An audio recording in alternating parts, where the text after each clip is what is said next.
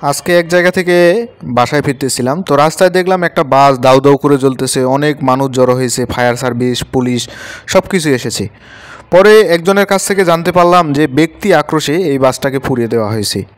আসলে আমাদের বাংলাদেশের মানুষেরা এইটা বুঝতে পারে না যে ব্যক্তি মালিকানাধীন বাসগুলো ভাঙলেও এটা রাষ্ট্রের কিন্তু একটা ক্ষতি হয়।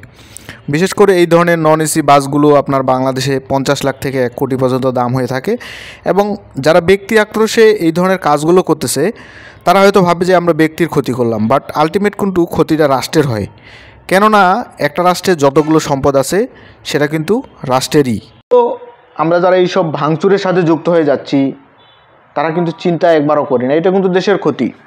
জুলাই আগস্টে এত মানুষের জীবন ত্যাগ, এত মানুষের আত্মত্যাগ, আমরা চিন্তা করেছিলাম নতুন একটা বাংলাদেশে ঘুরে দাঁড়াবো, বাট এই ধরনের সিচুয়েশনগুলো কিন্তু আমাদের বাংলাদেশকে এক ধাপ পিছিয়ে দিচ্ছে। তো এই জিনিসগুলো আমাদের পরিহার করা উচিত। রাষ্ট্রের যে সব জিনিসে ক্ষতি হয়, এই সব ভাঙচুর, নৈরাজ্যকতা, এই জিনিসগুলো থেকে দূরে সরে আসা উচিত বলে আমি মনে করি। এবং এটাই সময় বাংলাদেশকে এগিয়ে নেওয়ার চারপাশ থেকে। বিশেষ করে এই ধরনের সিচুয়েশনগুলো চারপাশের দেশের বিভিন্ন জায়গায় ঘটতেছে, বিভিন্ন জায়গায় ভাঙচুর হচ্ছে, এই জিনিসগুলো আসলে পরিহার করা দরকার। তা না হলে কিন্তু বাংলাদেশ আগের মতোই থেকে যাবে। যাই হোক, আপনারা বিষয়টা কিভাবে দেখতেছেন? আমি তো মনে করি যে এটা বাংলাদেশেরই ক্ষতি, এইসব ভাঙচুর করা। আপনি বিষয়টাকে কিভাবে দেখেন?